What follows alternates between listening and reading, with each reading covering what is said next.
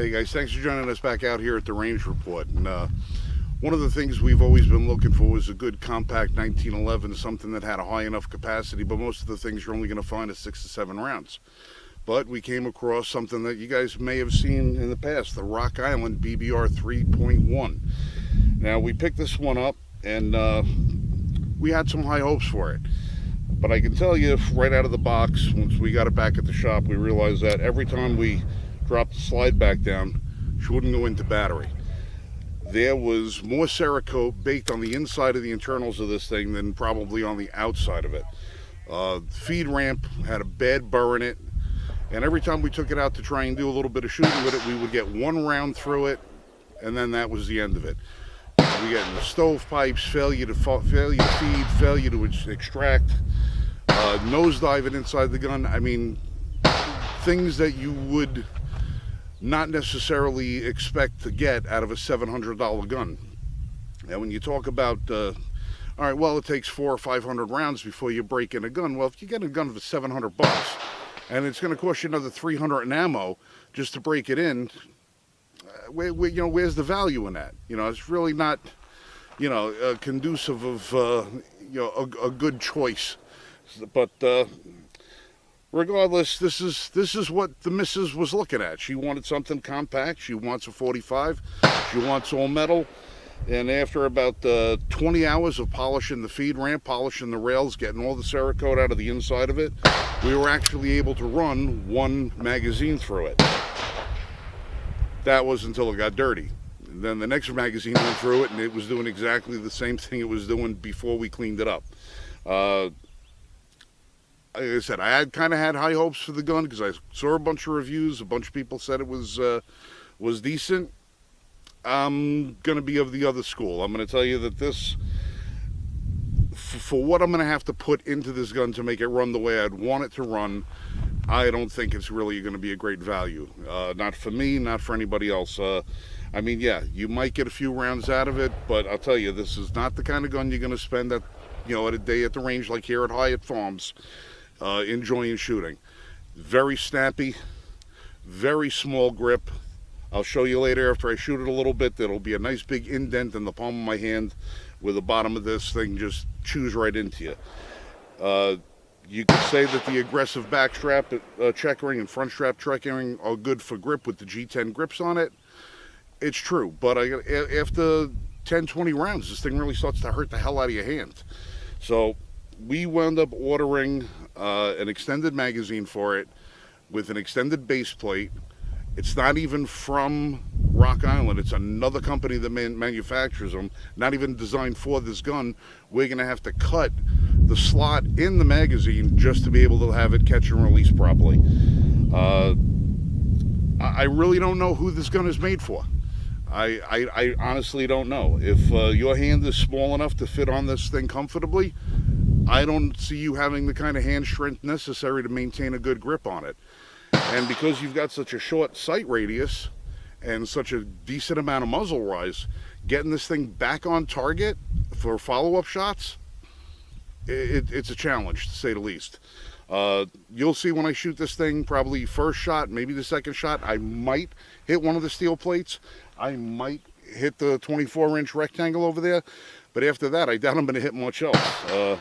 But, I hate to give it a shit review before you even see me firing it, but we got a couple rounds through it already, so we're speaking from a little bit of experience. I'm going to put the ears on, run a mag through it, and you guys can judge for yourself. The Rock Island BBR 3.1. We're going to take some shots. All right, again, magazine has 10 in it. If you got the slide lock, in the down position when you go to load this thing, you're really going to have to smack the crap out of it in order to get this to lock in. So when you go to load this thing, put your slide back and then put it in. Now, you can see the magazine's in there. I'm getting 1.5 fingers purchase on that grip. Use it with my left hand.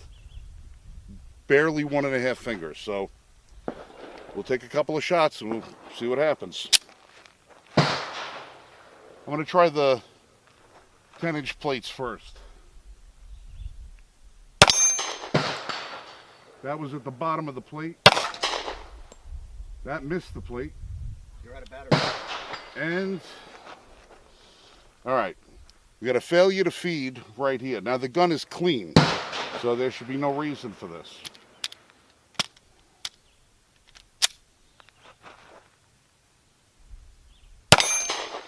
Top of the plate.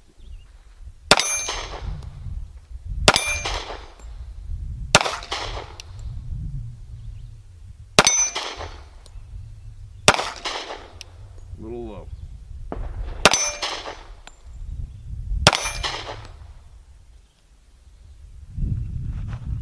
Three. All right, there's 10 rounds. There's 6 on the plate. The other ones, I think I was shooting them a little bit low. But, all right, now that we're clear, show this. The inside of that hand is a nice big dent on it from where the back of this gun just bites into you.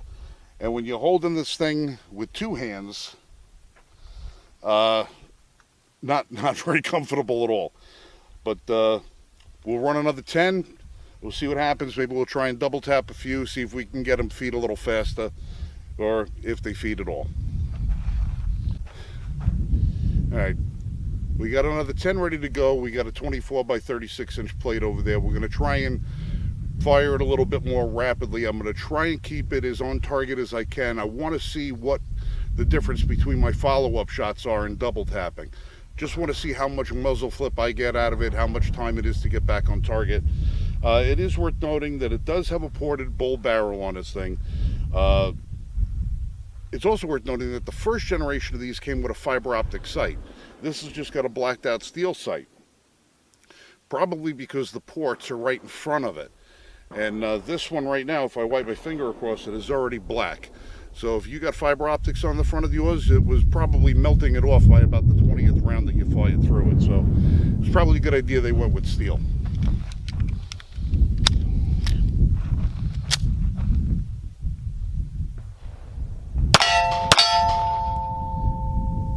All right, now, fired 2 rounds at that target. First one hit low. The other one's about 20 inches high and to the right.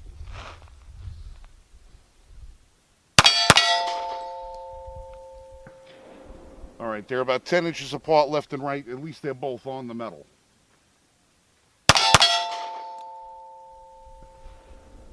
Same thing, follow-up shots are going to be about 10 inches apart. And believe me, I am holding on to this thing.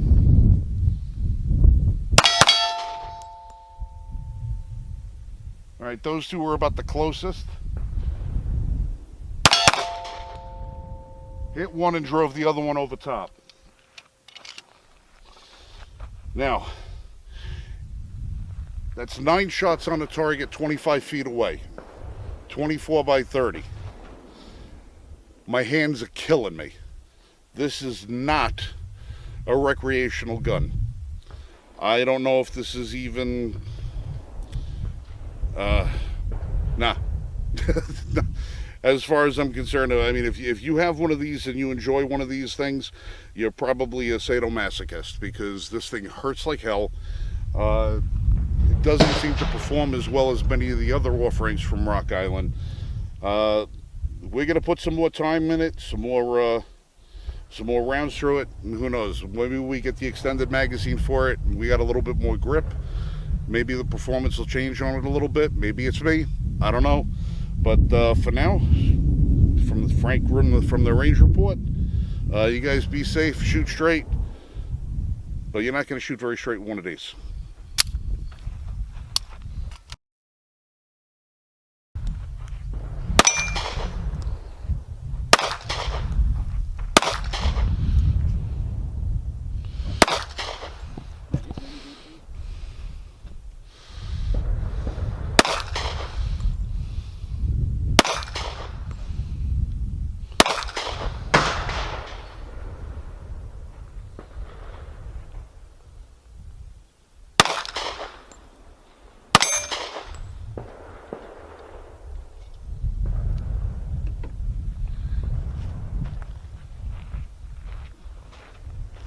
The little bit of pinky I got on there, I got it pinched.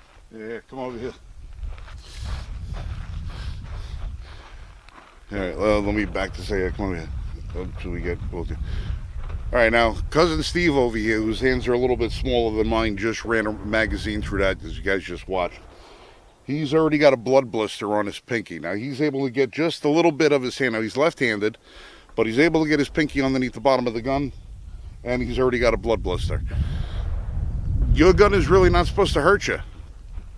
So take that for what it's worth. Rock Island BBR 3.1.